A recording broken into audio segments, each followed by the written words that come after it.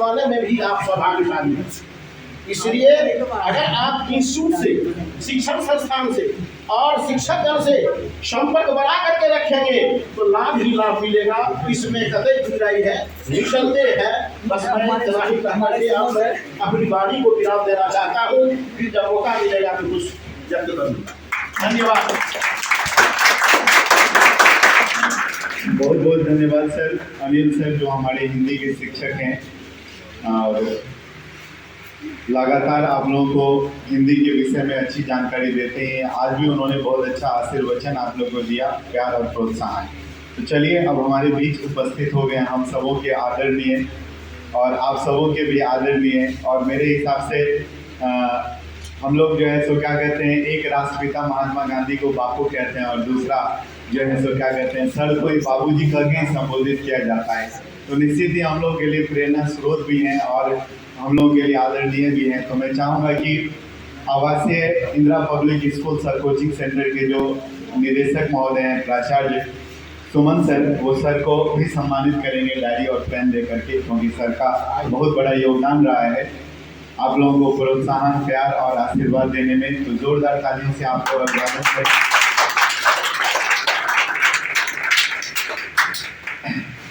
बाबूजी जो हमारे यहाँ मुख्य रूप से एसएसटी के शिक्षक रहे हैं, सिविक्स मुख्य रूप से पढ़ाते थे आप लोग को, तो उन्हें भी सम्मानित करते हुए, और मैं चाहूँगा कि बाबूजी का तो पूरा नाम उनको पता भी नहीं है, 2 शब्द बोल करके आप तमाम बच्चों को आशीर्वचन और संबोधन।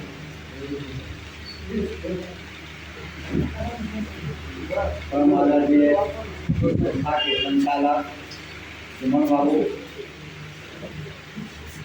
और इस संस्था के विद्वान, कर्मठ और लगनशील शिक्षक अंकुला जी, आशीष सर, बगल में हमारे अनिल बाबू बैठे हुए हैं, और पीके साहब, प्रशांत सर, और इनको नए टीचर है जिसे तो मैं अवगत नहीं हूँ। तो इन लोगों के अथक प्रयास से इस संस्था का जो नाम आपने रोशन किया है, इसके लिए मैं आप लोगों को धन्यवाद देता हूँ। आप लोग आगे इसी तरह से करेंगे, इसी तरह से नाम भी पढ़ेंगे तो इस संस्था का भी नाम होगा, साथ ही साथ आपका और आपके परिवार का भी नाम रोशन होगा। इन्हीं सभी बातों के साथ मैं अपनी वाणी को विराम देता हूँ। मैं चाहूँगा कि सुमन सर सम्मानित करेंगे पीके सर को। पीके सर को सम्मानित करेंगे। सुमन सर हमारे यहाँ साइंस और मैथमेटिक्स के टीचर हैं, सबसे पेचीदा विषय फिजिक्स और मैथमेटिक्स पढ़ाने वाले, और सारे बच्चे संतुष्ट रहे और बेहतर रिजल्ट इनके विषय में सभी बच्चों को आया है। निश्चित इसके लिए हम सर के आभारी हैं कि बेहतर मेहनत करके बच्चों को सुंदर रिजल्ट लाने के योग बनाएं। और पीके सर, मैं चाहूँगा 2 शब्द से पीके सर आप लोगों को संबोधित करें और अपने मार्गदर्शन दें। आदरणीय उपस्थित शिक्षकगण एवं उपस्थित छात्र छात्राएं, आज मैं आप सबों का इस छात्र सम्मान समारोह के शुभ अवसर पर हार्दिक अभिनंदन करता हूं, और मैं इस संस्था को भी धन्यवाद देता हूं जो शिक्षक और बच्चों को सम्मानित करने का काम किया है।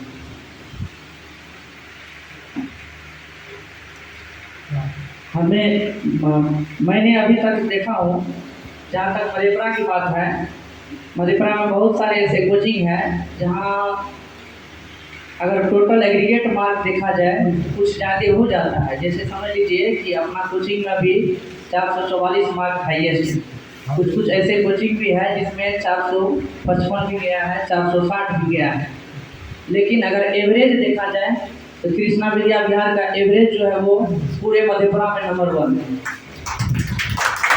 और देखिए, हाईएस्ट मार्क भी मायने रखता है, लेकिन एवरेज बहुत मायने रखता है।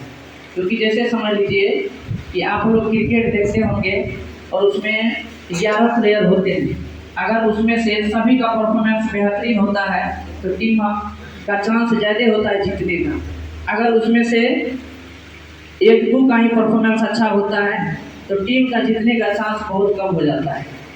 इसीलिए मैं आप सबों को धन्यवाद देता हूं कि आप सभी स्टूडेंट पूरा लगन से मेहनत किए। आज उसी का देन है कि आप लोगों का रिजल्ट बहुत ही बेहतरीन हुआ और आप लोगों से हम उम्मीद करते हैं कि अगला क्लास में भी आप लोग इससे कहीं ज़्यादा मेहनत करके और ही बेहतरीन रिजल्ट लाने का कोशिश करेंगे। इन्हीं शब्दों के साथ मैं अपनी वाणी को विराम देता हूँ।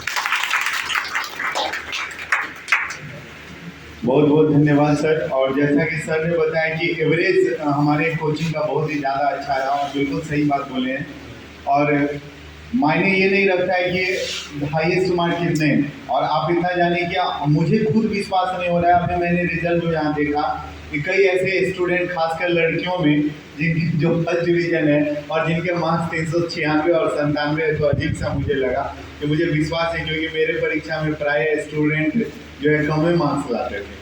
लेकिन उसके बावजूद जो है सो क्या कहते हैं इतना अच्छा रिजल्ट लाना, तो इसका मतलब है कि निश्चित ही वो लोग घर पे जाके मेहनत की और ओवरऑल सब विषय में जो मेहनत रहा उसी का आधार है कि बहुत ही अच्छे रिजल्ट से उन लोगों ने उत्तीर्णता प्राप्त की। अब मैं आमंत्रित करना चाहूँगा, हमारे बीच में उपस्थित हैं आशीष सर, उन्हें सम्मानित करेंगे सर, आशीष सर को। और आशीष सर तो मेरे हिसाब से सबके लिए प्रेरणादायक है, हमारे लिए खुद भी बहुत ज़्यादा हैं, क्योंकि मैं मानता हूँ कि जिस स्थिति में ये बच्चों को इतनी बेहतर शिक्षा देते हैं और इतना बेहतरीन ढंग से पढ़ाते हैं। ज्योग्राफी और जो अभी एसएसटी की क्लास इनकी होती है तो ऐसा लगता है सारे स्टूडेंट जो है तो एकदम साइलेंट रहते हैं और सिर्फ इनकी बातों को सुन करके सब सीख जाते हैं। तो ये बेहतर है और मैं चाहूँगा जोरदार तालियों से आप लोग इनका स्वागत करें, क्योंकि हम लोगों के लिए आशीष सर बहुत ज़्यादा प्रेरणा के स्रोत हैं। तो मैं चाहूँगा 2 शब्द आशीष सर। सर्वप्रथम आप सभी को इतने अच्छे मार्क्स अर्जित करने के लिए मैं अनेक अनेक शुभकामनाएं देना चाहूँगा। इस संस्था के कई विद्यार्थी हैं जिनके अंक बहुत अच्छे हैं और दुर्भाग्यवश कुछ ऐसे भी हैं जिनके अंक इतने अच्छे नहीं हैं।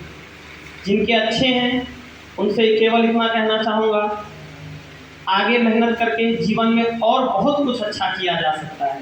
और दुर्भाग्यवश जिनके अंक इतने अच्छे नहीं हैं उनको इतना कहना चाहूँगा, आप मेहनत करके बहुत कुछ हासिल कर सकते हैं। कई विद्यार्थी आते हैं मेरे कक्षाओं में और एक बात पूछते हैं, सर ये पढ़ लेंगे तो आईएएस बन जाएंगे, ये पढ़ लेंगे तो डॉक्टर बन जाएंगे। देखिए, कुछ बनने से ज़्यादा इम्पोर्टेंट है कुछ करना। आप अगर कुछ करने की लगन रखते हैं तो बन स्वतः जाएंगे, लेकिन अगर कुछ बनना है और करना नहीं है तो सफलता अर्जित नहीं होगी। आपके जीवन में कई ऐसे क्षण आएंगे जब आपको लगेगी कि बस ज़िंदगी ख़त्म हो गई। बहुत सारे ऐसे समय आएंगे जब आपको लगेगा अब ये टॉपिक समझ में नहीं आ रहा है, आईएएस बनने का सपना टूट गया, डॉक्टर बनने का सपना टूट गया। इस मौके पर मैं आपको हमारे भारत के पूर्व प्रधानमंत्री स्वर्गीय अटल बिहारी वाजपेयी की 4 लाइनें कहकर बताना चाहता हूँ। घिरे चाहे घनघोर घटा, बाधाएं आती है आए, घिरे चाहे घनघोर घटाएं, पाँव के नीचे आए अंगारे, आग जलाकर जलना होगा, कदम बढ़ाकर चलना होगा। और ये कदम बढ़ाना किसके साथ है? कदम आपको आपके शिक्षकों के साथ मिलकर बढ़ाना है। आप सभी एक बात ध्यान रखिए, कई विद्यार्थियों को मैं देखता हूँ 10वीं में 450 नंबर लाने के बाद अपने जीवन में अपने करियर पर फोकस करना छोड़ देते हैं। लेकिन याद रखिए, आज से 10 वर्षों के बाद, 20 वर्षों के बाद किसी को आपके 10वीं के अंक याद नहीं रहेंगे। कोई ये नहीं देखेगा आपने 10वीं में क्या किया, लोग ये देखेंगे आपने अपने जीवन में क्या किया। मैं ये कहता हूँ 10वीं में अच्छा करना जीवन का एक पहलू है, लेकिन जीवन में अच्छा करना हमारे जीवन का एक मकसद है।